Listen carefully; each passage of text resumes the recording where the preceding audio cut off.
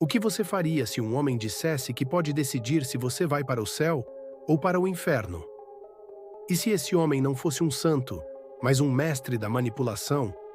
Hoje você vai conhecer a história do Papa que usou o medo do inferno como arma de controle em massa. Seu nome era Inocêncio III, e ele não apenas comandou a Igreja, ele comandou o medo. Era o ano de 1198. A Europa medieval estava mergulhada em ignorância, guerras, pestes e principalmente medo. O medo do desconhecido, do pecado, do inferno.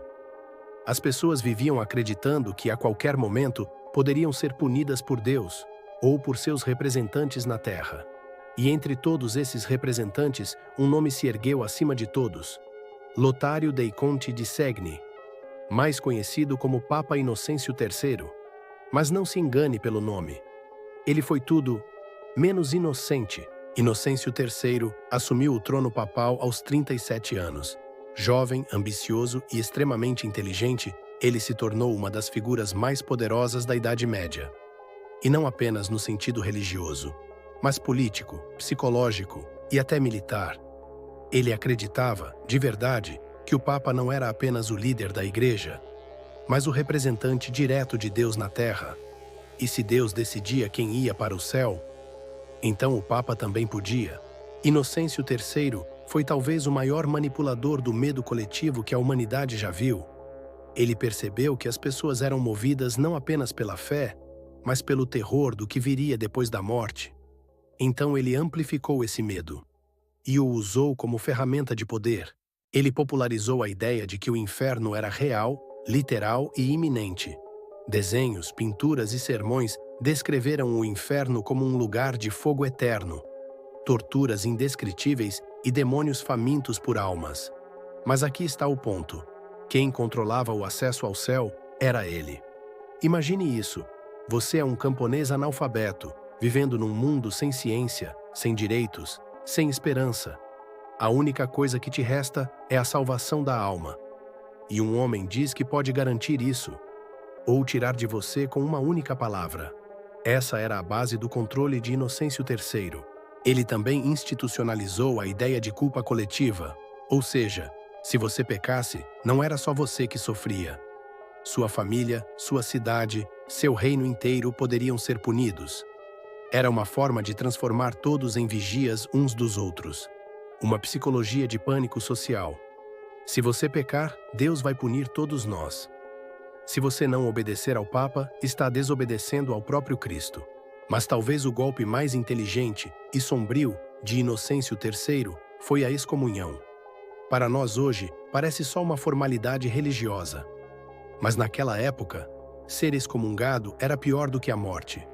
Você era expulso da igreja, rejeitado pela comunidade, sua alma era condenada ao inferno, e seus bens podiam ser tomados. Era como ser apagado da existência. Inocêncio usou isso contra reis, imperadores, nobres, soldados. Quem não se curvava à sua vontade era ameaçado com o inferno eterno. E funcionava. Ele excomungou o próprio imperador do Sacro Império Romano Germânico e venceu. Talvez o exemplo mais radical do poder psicológico de Inocêncio III tenha sido a Quarta Cruzada. Ele convocou cavaleiros da Europa inteira com uma promessa: lutar em nome de Deus te daria salvação garantida. Mas no fim, os cruzados, supostamente enviados para libertar Jerusalém, invadiram Constantinopla, mataram cristãos, saquearam igrejas. Uma cruzada que deveria ser sagrada se tornou um massacre manipulado.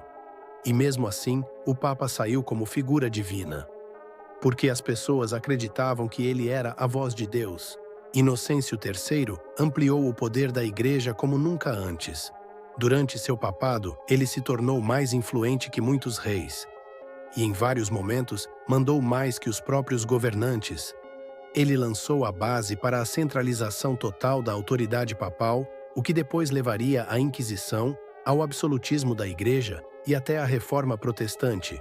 E o mais perturbador, mesmo com guerras, mortes e manipulações, muitos o viam como um santo, porque sua manipulação era sutil e baseada no que as pessoas mais temiam perder, suas almas. Inocêncio III usou com maestria gatilhos mentais que até hoje são estudados. Medo do castigo. Quando o medo do sofrimento ultrapassa o raciocínio lógico, as pessoas obedecem. Autoridade sagrada. Quanto maior o prestígio de quem fala, menor a chance de ser questionado. Culpa compartilhada.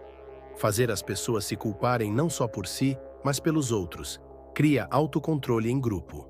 Promessa de recompensa eterna. Vender o paraíso é vender esperança. E nada é mais poderoso do que a esperança. Parece familiar? Mais de 800 anos se passaram. Hoje temos tecnologia, ciência, liberdade religiosa. Mas será que realmente escapamos do controle psicológico? Será que ainda há líderes, empresas, ideologias que usam o medo, a culpa e a promessa de salvação, seja espiritual, política ou emocional, para nos controlar? Será que trocamos o medo do inferno pelo medo de sermos cancelados, excluídos, ignorados? Inocêncio III morreu em 1216, mas as sementes que ele plantou continuam vivas. Ele não precisava de espadas, só de palavras, e com elas manipulou reinos, mentes e almas. No fim, a pergunta não é o que ele fez, mas o que nós permitimos que fosse feito. Se você gostou dessa história e quer entender como outras figuras históricas usaram a mente humana como arma, se inscreva no canal. Aqui, a história não é contada, ela é desenterrada.